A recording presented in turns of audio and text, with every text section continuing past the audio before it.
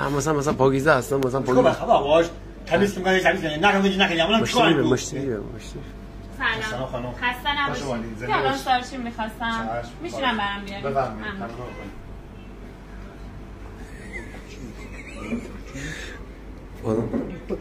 آدم سارچین آدم سارچین به قاضی اومد بر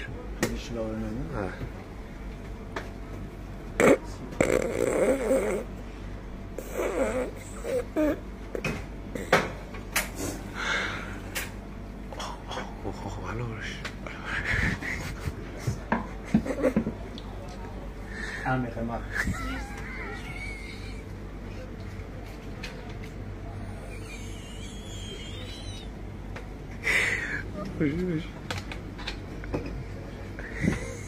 خانم خدمت شما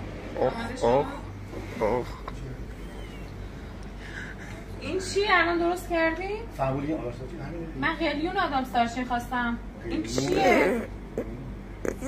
سرتون وقتی بلد نیستی واسه چی کافه میزنی؟ من چی کارش کنم؟ این الان چی گذاشتی؟ آبجو شد دارچین آدم باید مخلوط بشه سرتون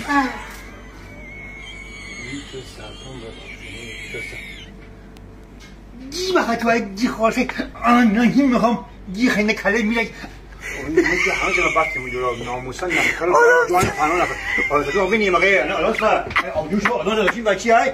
خیلون آدم دارچین خواست گو خلاص گی رسی آشخال گی بخواه آنها دارچین میخواستن ولی کله میگه بخواه نقشه والی میشه اینجا به هیچ وقت من دیگه زمان باید جواب مجال نگم آب بخواه کار بابو باید دو گی بخواه آشخال نمازه بایی آنها دارچین میخواستم ناخوشی بگیرم ولی سب کلمون تو رو بابا پس نمیدونم کون باباشی کوف